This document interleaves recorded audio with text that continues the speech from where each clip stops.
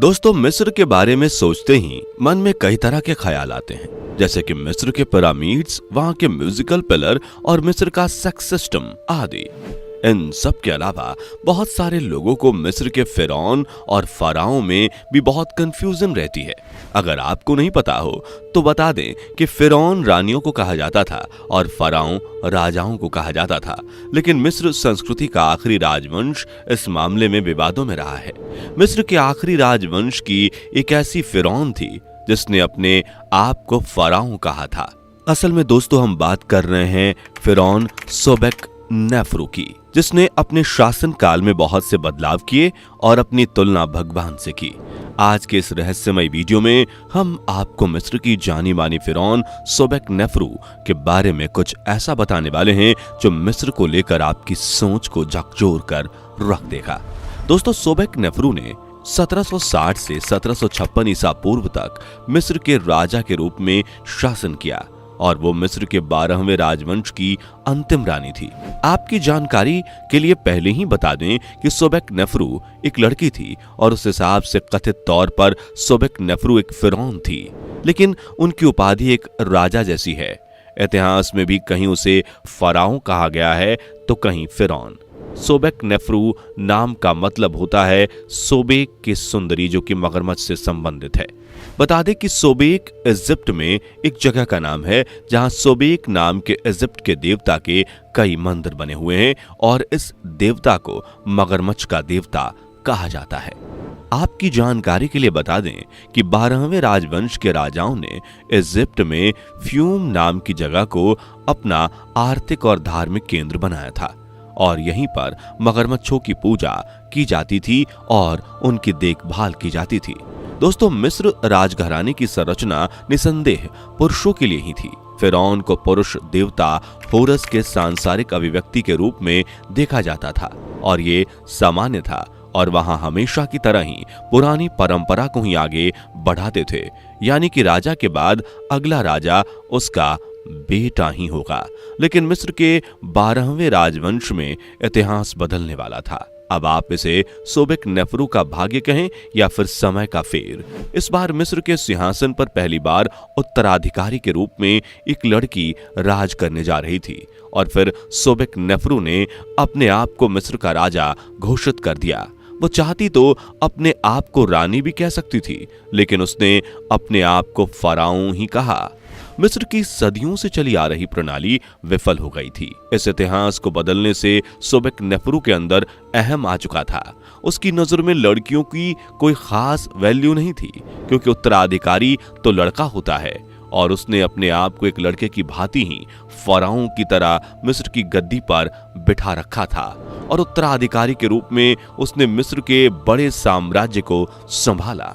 दोस्तों, सोबेक नेफ्रू के पिता एमनेहेट III थे, लेकिन सोबेक नेफ्रू की मां के बारे में कुछ खास नहीं कहा जा सकता, क्योंकि एमनेहेट III की बहुत सारी पत्नियां थीं। उसकी कितनी पत्नियां थीं इस बात का कोई आंकड़ा नहीं था और पत्नियों के अलावा उसके पास महल में रखैलों का अंबार था। उसकी इतनी सारी रखैलें थीं कि उसे अपनी रखैलों से ही समय नहीं मिलता था और इन सब में से सोबेक नेफ्रू किसकी बेटी थी कुछ पता नहीं था। इस समय मिस्र की गद्दी पर उसके पिता एमेनहेट III का राज था, लेकिन थोड़ी ही समय बाद उसके पिता की मृत्यु हो गई।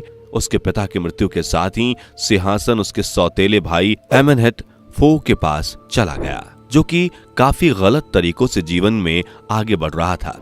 कुछ इतिहासकारों ने दावा किया कि उसका भाई ही उसका पति था, क्योंकि कई सैनिकों ने सोबेक नेफ्रू को लेकर मंत्रियों से इस बारे में चर्चा की थी कि शाम के समय ही सोबेक नेफ्रू के आने से पहले उसका भाई उसके कमरे में घुस जाता है और कुछ समय बाद ही जब सोबेक नेफ्रू अपने कमरे में आती है तो दोनों अंदर काफी हंसते हैं, बातें करते हैं और इसके कुछ समय बाद ही सोबेक नेफ्रू तेज तेज सिसकियां भरती है।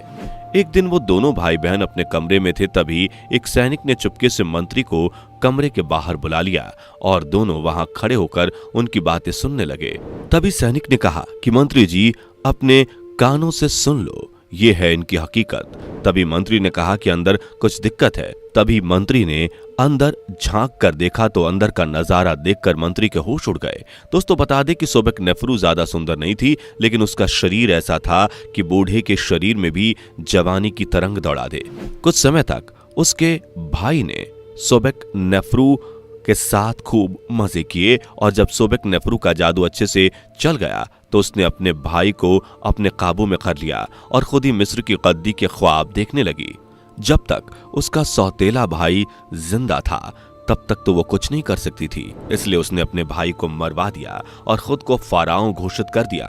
उसने शाही उपाधियां धारण की और राजा के रूप में शासन किया। जब वो फिरौन बनी तो उसकी तुलना मगरमच्छ के सर वाले देवता से की गई, क्योंकि जानकारी के मुताबिक सोबक नेफ्रू के सैन्य कौशल का जवाब नहीं था। वो एक कुशल योद्धा थी, लेकिन कहते हैं ना कि आदमी की शरीर की भूख से करीब 8 गुना ज्यादा एक जवान औरत के शरीर की भूख होती है। सोबक नेफ्रू के राजा बनने के बाद उसने अपनी भूख लड़कियों के जरिए मिटानी शुरू की थी। वो अपने आप को राजा कहती थी और खुद लड़कियों के साथ रात में समय बिताती थी। उसका पहनावा, खाने का तरीका, चलने का तरीका सब कुछ एक राजा के जैसा था। कुछ लोग तो उसे सनकी बताने लगे थे। दोस्तों आप सभी सोच रहे होंगे कि एक समान लिंग वाला व्यक्ति किस तरह समान लिंग वाले व्यक्ति से शारीरिक संतुष्टि पा सकता है, और ये सब तो आज के मॉडर्न जमाने में होता है। कोई लड़की किसी लड़की के साथ लेस्बियन और लड़का किसी लड़के के साथ अपनी इच्छाएं पूरी कर रहा है। लेकिन आपको बता दें कि ये सब बहुत पहले से चला आ रहा है। पहले भी बहुत सारे ऐसे लोग हुए जिन्हें सेम सेक्स वालों ने आकर्षित किया था, लेकिन पहले चीजें इतने खुले रूप से नहीं होती थीं जितनी आज होती हैं। हालांकि लड़कियों के साथ रात बिताने के बाद भी सोबक नेफ्रू को कई बार कई बड़े वजीरों और उससे काफी ज्यादा उम्र वाले आदमियों के साथ भी देखा गया था। दोस्तों इजिप्ट का पूरा सेक्स सिस्टम बहुत ही मैच्योर और पूरी तरह से नियमों वाला था। हालांकि नियमों की धज्जियां बड़े बड़े व्यापारी और राजा उड़ा देते थे।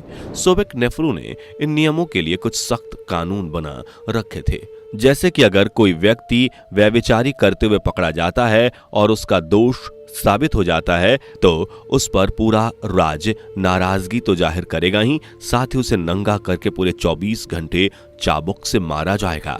दोस्तों अगर आपको व्यभिचारी का मतलब नहीं पता तो बता दें कि जो व्यक्ति पराई स्त्री पर बुरी नजर रखता है और हमेशा उन्हें पाने के लिए जतन करता है तो ऐसे व्यक्ति को व्यभिचारी कहते हैं। सोबक नेफ्रू के राज में ऐसे ही कुछ मामले सामने आए।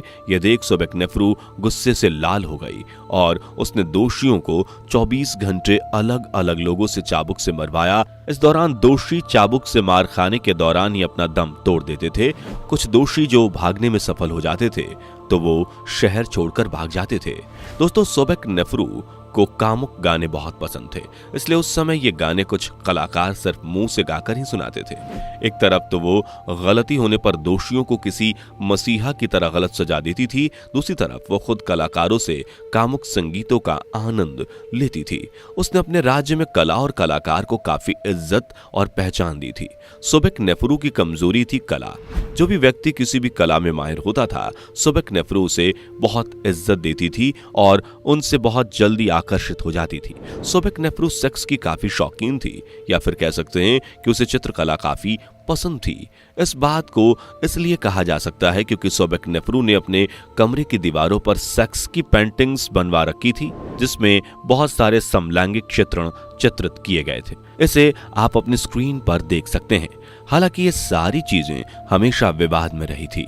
उस समय सोबक नेफ्रू ने समलैंगिकता को भी काफी बढ़ावा दिया था, जैसा कि हमने आपको पहले ही बताया था। लेकिन सोबक नेफ्रू ने समलैंगिकता को बाद में फिजूल बताया था। उसने ये भी कहा था कि सेक्स का मतलब सिर्फ मजे करना या फिर अपनी शारीरिक संतुष्टि करना नहीं होता, बल्कि बाद में बच्चे पैदा करना भी होता है। सोबक नेफ्रू देखने में कुछ खास नहीं थी, इसलिए कोई लड़की और लड़का बहुत कम ही उसकी तरफ आकर्षित होते थे, लेकिन फिर भी वो अच्छे से अच्छे लड़के और लड़की को अपनी तरफ आकर्षित कर लेती थी। इसके लिए उसके पास एक जादू था।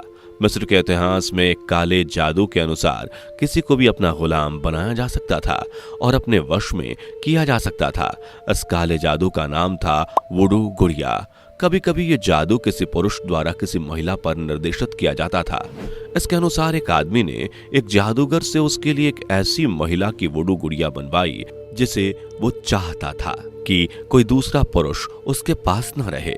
उस गुड़िया को कांसे की कीलों से छेदा गया था और उस गुड़िया के साथ ही एक कांच के गोल टुकड़े पर मंत्र लिखा हुआ था। मंत्रों की शक्ति के अनुसार वो उसके अलावा किसी अन्य पुरुष या फिर महिला का दिया हुआ नहीं खा सके, ना ही पी सके और ना ही उसके साथ रह सके। और मंत्रों के दौरान उस गुड़िया के प्राइवेट पार्ट समेत उसकी बॉडी के कई हिस्सों पर कई कांसे की कीलें घुसेड़ी जाती थी। दोस्तों, सोबेक नेफ्रू ने भले ही बहुत कम सालों तक शासन किया हो, लेकिन उसने पूरे मिस्र के बारे में कई राज खोल दिए थे। कई बड़े बड़े फाराओं और फिरौन की शक्तियों के राज उसने काले जादू के द्वारा बताए थे। दोस्तों, हम जो कहानियों में पढ़ते थे कि मिस्र एक रहस्यमय देश है और वहां लोग अपनी शक्तियों से ही अपने शरीर को बदल सकते थे, वो सब मिस्र के प्राचीन समय में सच था। बस इन सब के पीछे काले जादू का हाथ होता था और लोगों का मानना था कि इन्हीं की वजह से ही सोबेक नेफ्रू की मौत हुई थी और उसके बाद उसका मृत शरीर भी नहीं मिला था। लेकिन लोगों ने उसे एक राजा का दर्जा दिया और उसकी आर्टिफिशियल बॉडी बनाकर उसे दफनाया था। तो दोस्तों, यह है मिस्र की रानी सोबेक नेफ्रू पर हमारी आज की पेशकश। आपको ये जानकारी कैसी लगी नीचे कमेंट में जरूर बताएं। जाने से पहले वीडियो को लाइक शेयर जरूर करें और ऐसे ही और वीडियोस के लिए इस चैनल को सब्सक्राइब करके बेल नोटिफिकेशन को भी जरूर ऑन कर लें। धन्यवाद।